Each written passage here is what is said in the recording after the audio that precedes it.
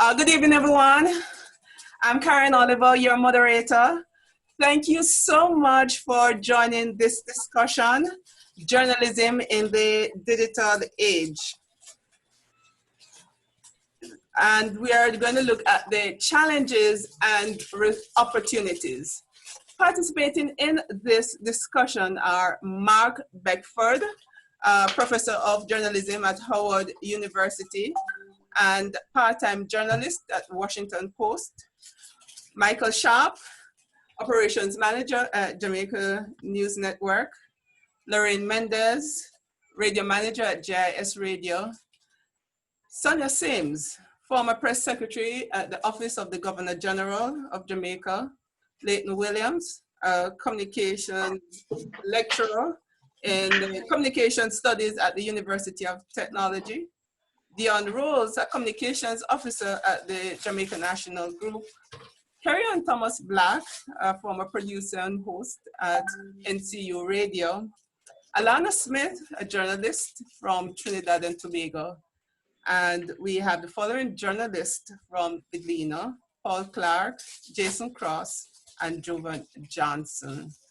My colleagues who are part of this group assignment are Shanika Williams and Shanice Davidson. Welcome, everyone. Thanks again for joining. I'm happy to have you on board. Just 1 second, let me just let some person in the waiting room. Okay, just a second.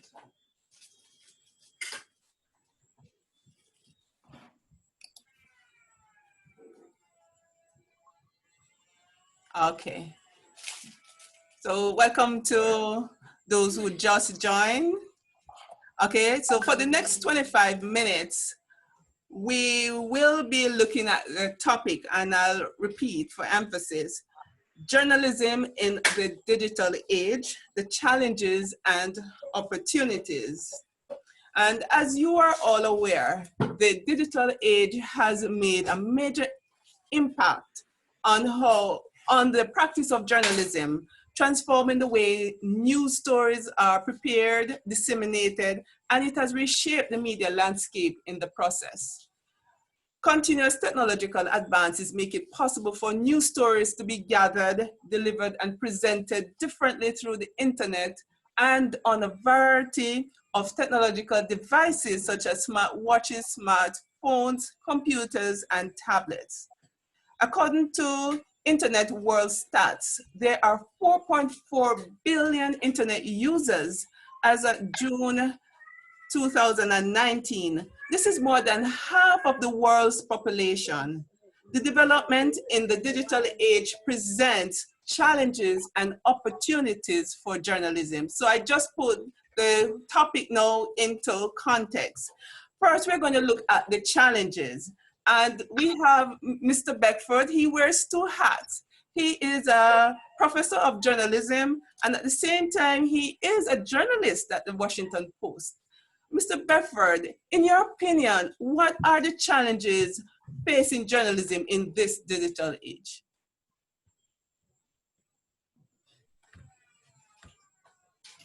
I'm muted, sorry. All right, thanks for having me, Ms. Oliver. Hello to everybody. I hope everybody's doing well during these times. Well, you know what, I wanted to look at like the sort of the challenges that present itself on a macro level that has impacted, you know, anybody here who's a journalist. You know, technology has forced media companies to change their business models, meaning that, you know, for those of us who grew up reading newspapers, we knew that newspapers had, you know, 60 pages on a good day, and you could place ads in on every one of those pages, ranging and charging rates that you want to charge. In addition to that, you had classified ads, and we can talk about the same for radio and TV. But with the advent of the internet, that has it's hard for media companies to replicate that type of revenue online. So You know, most of us think that we spend 30 minutes on a specific page, but the average, so say at the post, the what we call the bounce back rate, the average rate is about 30 seconds. People don't spend a long time on a page, and if you start timing yourself, you realize you hit a page, you read the first two paragraphs, and you leave. So it's hard to charge the same type of money that newspapers and other media companies used to charge. We see with TV now, everything is on demand. People can dictate the way they consume news. And that means that they're not stuck in front of a television or stuck listening to a radio where ads can be served to them. So those are some of the challenges. So now when the business model is changed, it means that it impacts jobs, the quality of journalism, and then essentially the quality of information that people receive, which then has implications for a functioning society. As we see all over the world, with Cambridge Analytica, you see in Trinidad, in Kenya, in the US, in the UK, you can have different types of information being served to people. And if people aren't digitally savvy or media literate, then they find it hard to decipher between what we call good information and bad information. You know, and just not even elections, but just making a decision about your everyday life. If you don't have good information, then it impacts you. So, and then we've seen even in Jamaica how technology has impacted the media. We've had scores of journalists being either laid off or having to move into the private industry because of salaries. We've seen the convergence of two of the most powerful media, historically powerful media houses in Jamaica, the Gleaner and RGR. And this is a trend that isn't the first in Jamaica. It's happened in Barbados. It's happened between, sorry, not Barbados, Bahamas, between Bahamian and Trinidadian companies. So there's been mergers, you know, that have happened. So these are some of the challenges that I would say. Okay, thank you so much, Mr. Beckford. And on my panel, we have persons from print, from radio and television. So we will be getting a good grasp as to the impact that digital media has had on journalism. So at this time, I'm going to go over to Lorraine Mendez. She is the radio manager at JIS Radio. Lorraine, what has been the impact that you have observed on radio?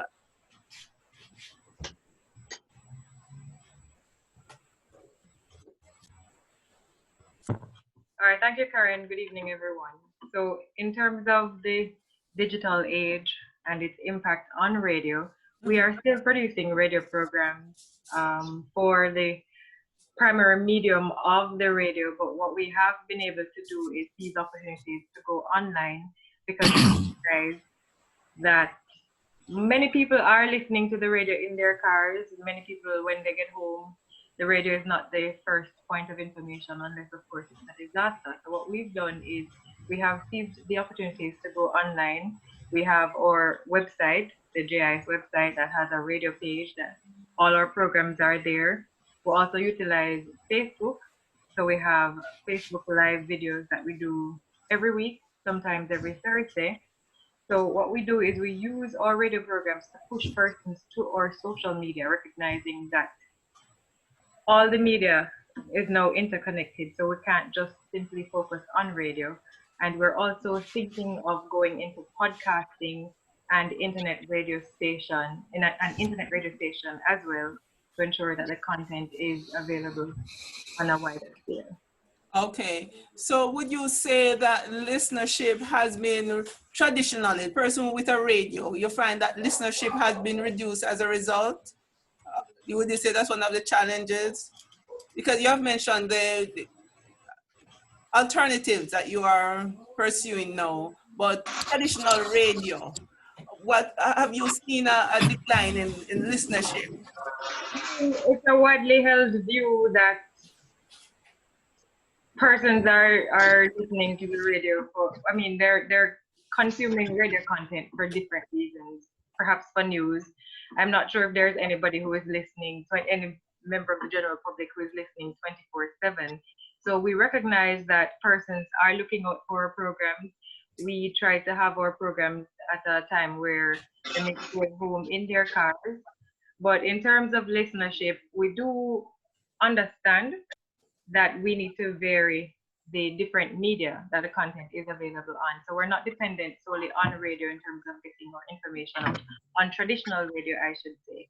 So that content is now made available on different platforms, and that's the way to get the message out. So in terms of the listenership declining, I guess market research could show that, but for us, what we have tried to do is just have an approach where we are making the same content available on different media. Okay, thank you so much. And Michael Sharp, you're a veteran in TV. What has been your observation? Well, the first thing I must do is not make the mistake and say, your mic is muted. That's now this new platform that we're all on. That's the most famous words. Your mic is muted, unmute your mic. And here we go. We're talking about a topic that's still in transition. Tonight, you have people from different parts of the world, not shuttered in, but because of being shut in, we have come to you this way. This is television. This is just a platform. So what digitization has done is to bring up this world called platforms. I mean, Ms. Mendez was alluding to that. She places these things on platforms. Over to my right here that you are not hearing, I am taking in the Ministry of Health and Wellness on their latest COVID numbers. So you have to be on the cutting edge. So in other words, you have multiple platforms to deal with. So yes, I'm a part of the RJ Glena Communications Group. And what we have is to be able to say, what is it? How can we provide for the different people, the different viewership, the different radio listeners, and become smart and nimble? Because guess what? It's still a competitive marketplace. Okay. But things have changed, but guess what remains? Credibility, reliability, especially when the term fake news is so prevalent. That how we stay in touch, because people see things elsewhere, but come to us for verification. And we are happy about that. But certainly it has changed, as Mark made a reference to the business model. The business model is changing as I speak. We're in a COVID era. Yes. What have we done? We have looked at the situation and said, listen, we have to change to meet the new demands of the market. A locked-in market, a market that now a lot of us suffering from cabin fever. What is it that people want to do? So what is it that we can give them? So we have changed our business model. We've gone virtual everything. We're not on the station, but we're offering virtual funerals. I'm doing AGMs. I'm doing to stay alive because the dollar is down. Okay. The spend is down. And you're in a competitive marketplace. You have nobody to bail you out. You have to bail out yourself. And you can't take bailout from government because you're independent. So you have to say to them, you want to assist? Take out more commercials, but we can't take gifts from government because we have to maintain our right to be critical of them, and we're not criticizing for criticizing's sake, but the need for a strong democracy, even when it can be overcrowded by what's going on now, and we can forget because we're all in need.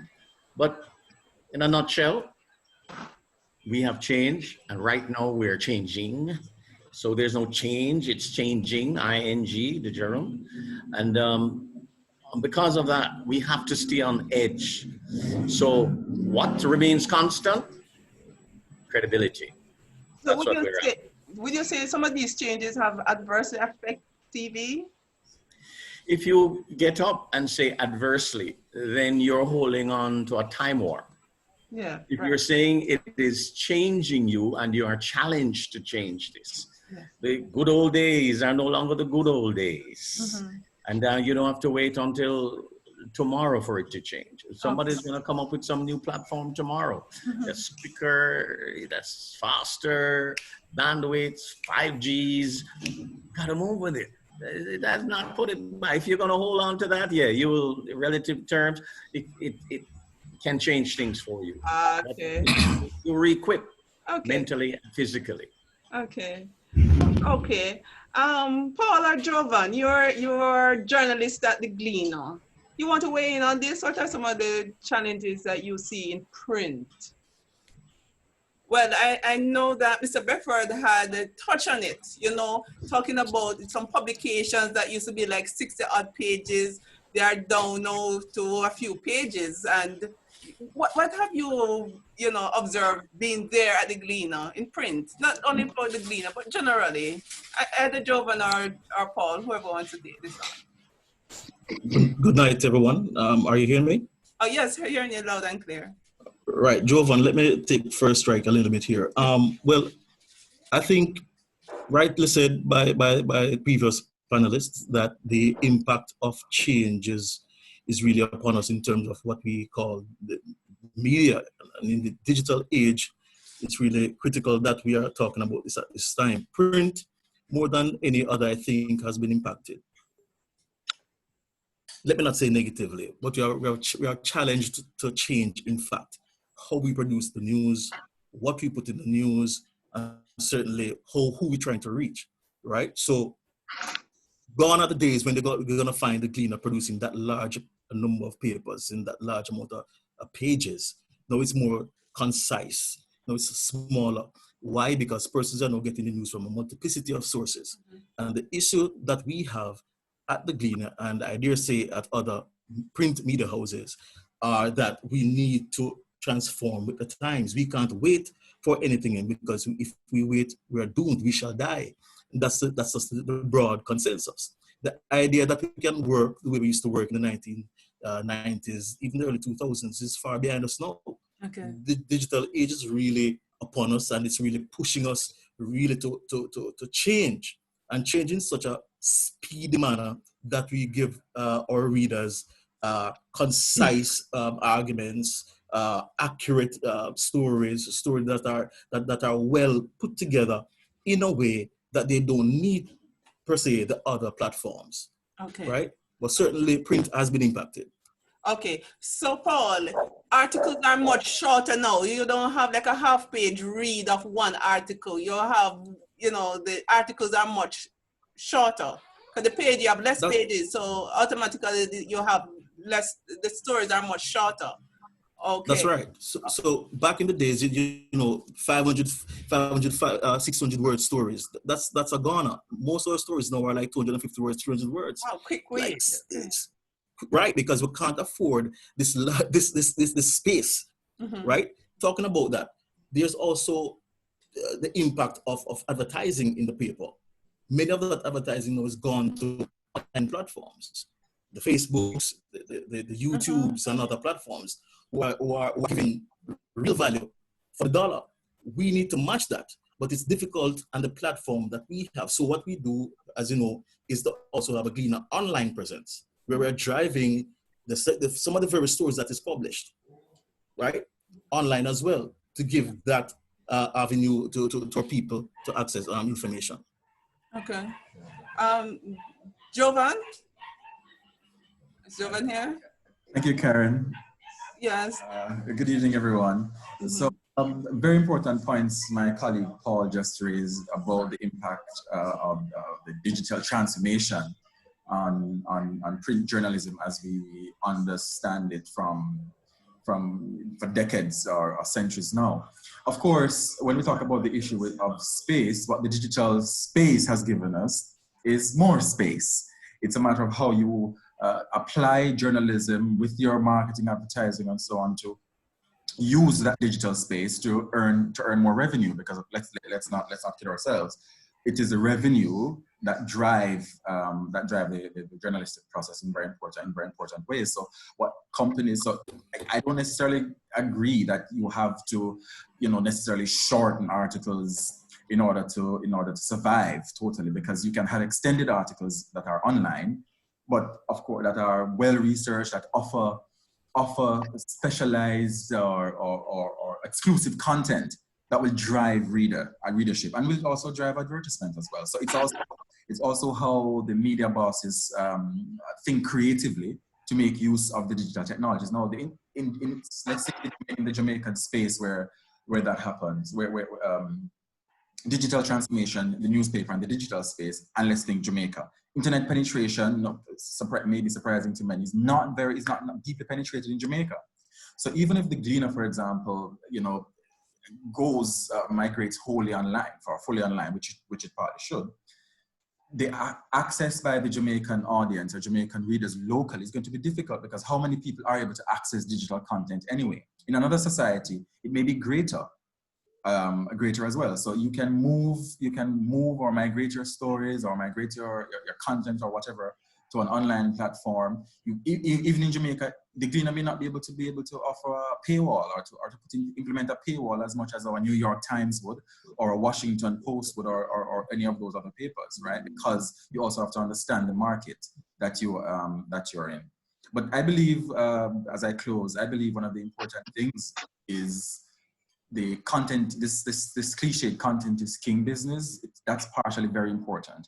How do newsrooms and media bosses engage with or develop their systems to ensure that you are producing content that will drive people? Because the truth is, interesting content drive people. People want to read. People want to consume interesting content that they can't get anywhere else. Yes, Jovan, but when you have a lot of things to read, when you go on the internet, there's so much to read. When you have a very long article, isn't it discouraging for some people because they may just want to move on? What I noticed is that when I go online, these days you will see at the top of the article, 2-minute read, a 3-minute read. But I would never see a 7-minute read. It's always like a 2-minute or a 3-minute. And it's to encourage you to read, because people know that, once you have a long article, nobody's going to stop reading because there's so much to read. And that's what Paul was alluding to earlier. And that's an important point. But there again, content differentiation and the product differentiation and how that sets you apart. People will read.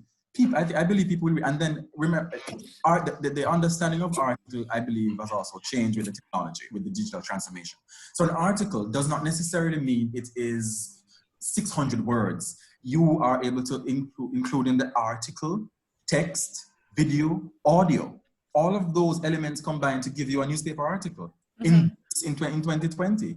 Okay. So you're able to watch things, you're able to watch an interview, to listen to something, that all of those things that go together to enhance the product as well. So our understanding of article has to change. Okay. It's not just text. Okay.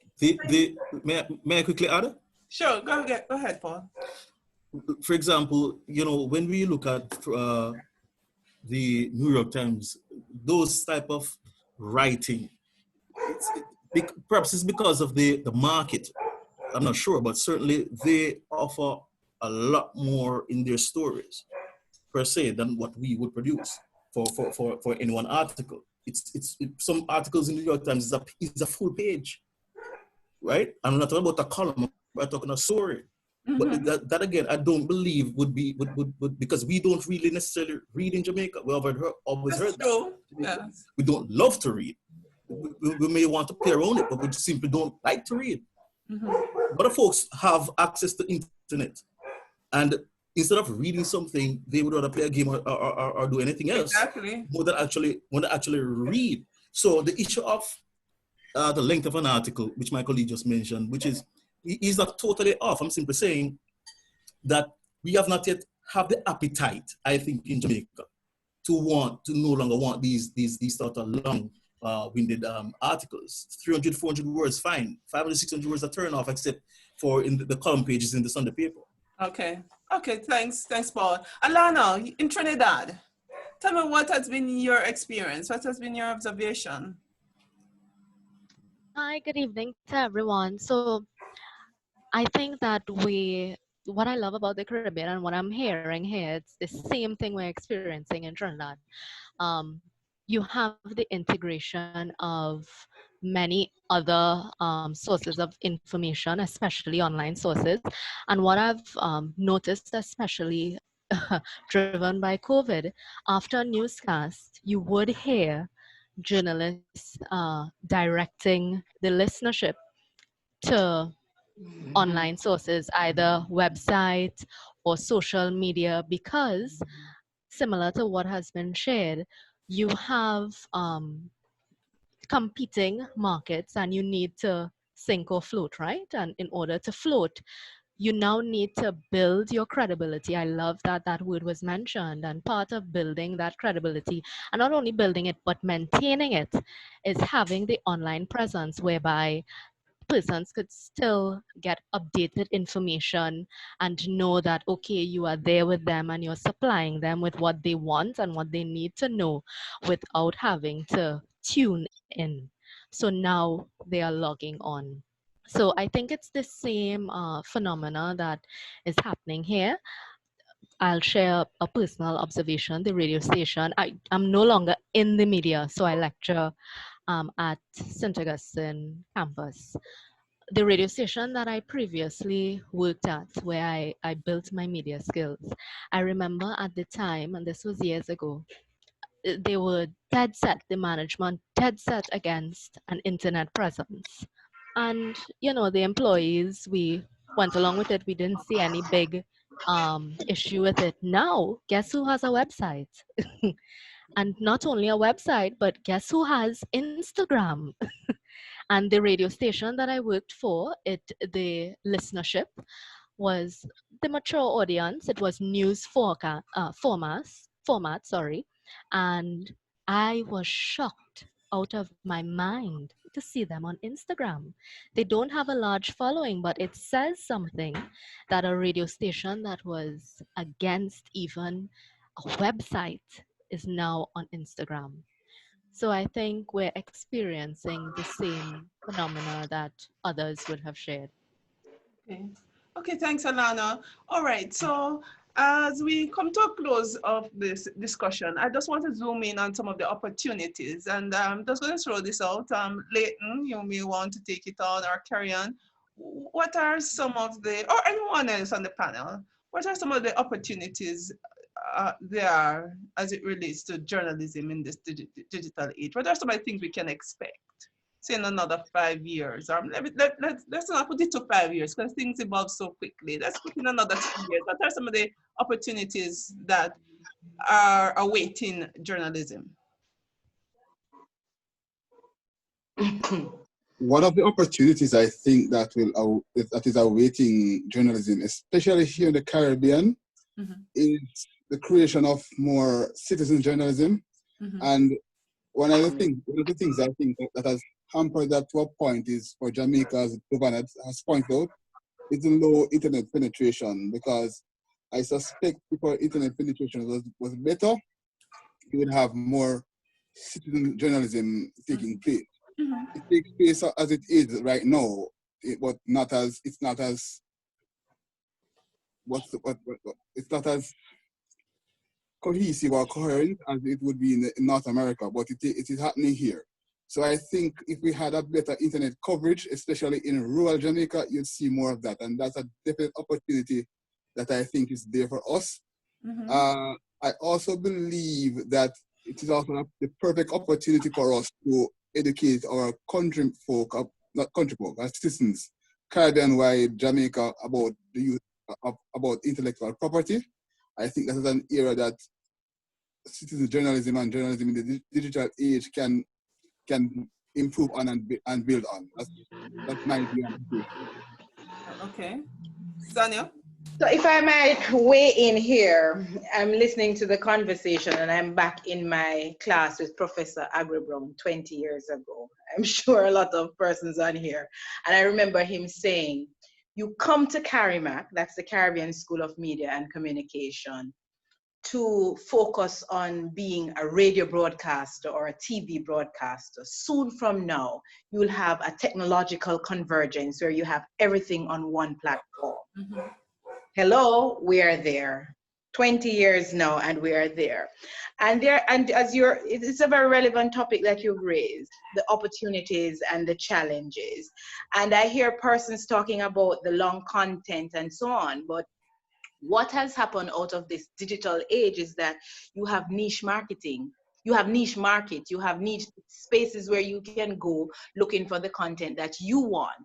So there's no wholesale presentation anymore, but I can go and choose. I don't want to listen to JNN because it's too much news. I go to RETV. I wish you didn't say JNN though. But you see, I'm still bigging up Michael there. I'm saying RETV. But those are some of the opportunities. You have niche marketing, you have niche spaces that you can go for the kind of content.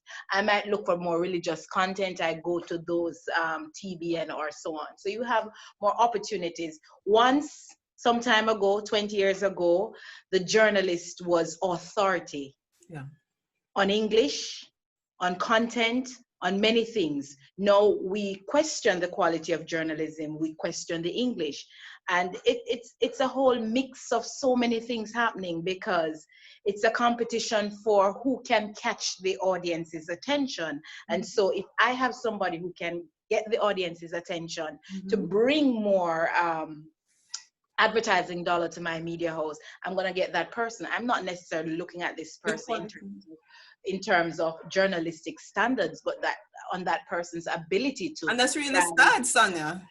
Sorry? And that's really sad, you know? Because that's it's more a business. Sorry? Because the focus is on a business. The focus is business. We have to strike a balance. And that's always a troubling discussion in journalism. Without the advertising, then the journalism, it faces a bleak future. So yes, we understand the importance of the business part of it, but at the same time we can't compromise quality.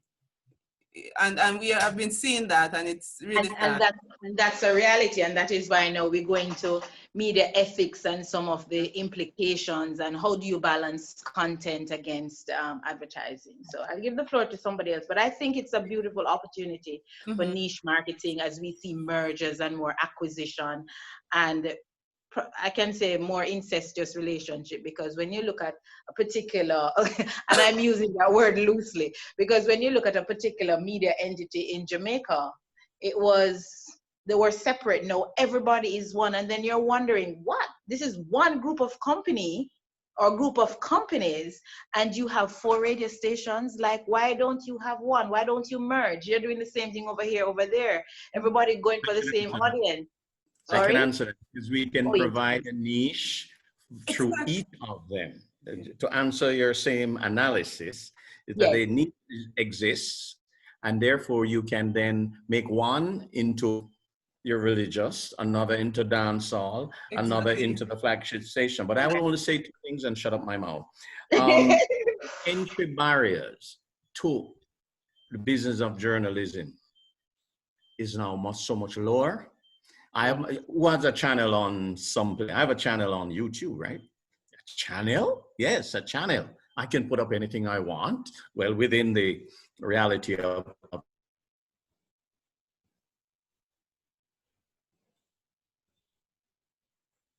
on. So you see what's going on. But the second and last thing I would say, if you do not have a place on social media, you do not exist. Wow, that's profound, Michael. Yes. I want to agree with you, though.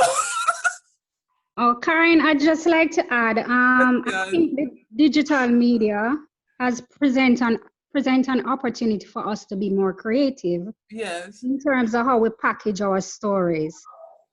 For example, social media offers an opportunity for more reach, for things to go viral. So for us journalists, it presents an opportunity for us to just package those stories and just put them out there. So the reach is wider.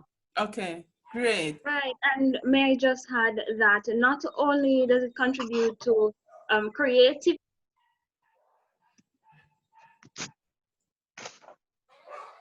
I think we have lost Shania. There's some internet. Shanice? All right, carry on. I'm going to give you an opportunity. What's your take on all of this as we wrap up? Because we just have a few minutes left. Actually, our time has been exhausted, but what's your take on all of this, the opportunities that you see? I think, well, from my standpoint, opportunity to reach the masses more. I mean, there are no longer boundaries. So you're in Jamaica, but you're reaching persons in other parts of the world. Exactly. There's also an opportunity for advertisers to come in from other parts of the world. They too can contribute. That's so So key. persons have left from Jamaica and they want to contribute. Their business is still there. Their business is here and they're supporting Jamaica through advertising. So that's a way of also connecting to their home. I think that the digital age is so important because it brings us together. There's no border, there's no boundary. It just brings us together in a way that allows us to connect with each other. Persons are on social media, as should have mentioned. You have to be creative. It opens the doors for us to be different, for us to present our stories in a different way, a creative way. And of course, our attention span is so much smaller. So we also have to think about how we do things differently. It's a way of reaching persons who never would have reached before. So I think that the opportunity is there for growth and of course a lot of advertising. Okay, thank you so much, my panelists. Okay, so we just looked at this topic, journalism in the digital age, the challenges and the opportunities. We have seen where the challenges that have impact not only print, but television and radio, but we see that with these media houses taking advantage of technology, that's what is needed to survive in this new dispensation. And I'm so happy that we in Jamaica, our media houses here have embraced digital technology. And I see a very promising future where our media here is concerned. I want to thank you, my panelists, for joining me and my classmates, Shanika and Shanice, in this discussion. We're truly happy that you spared the time to participate in this discussion. Thank you so much, and God bless you. Have a good evening.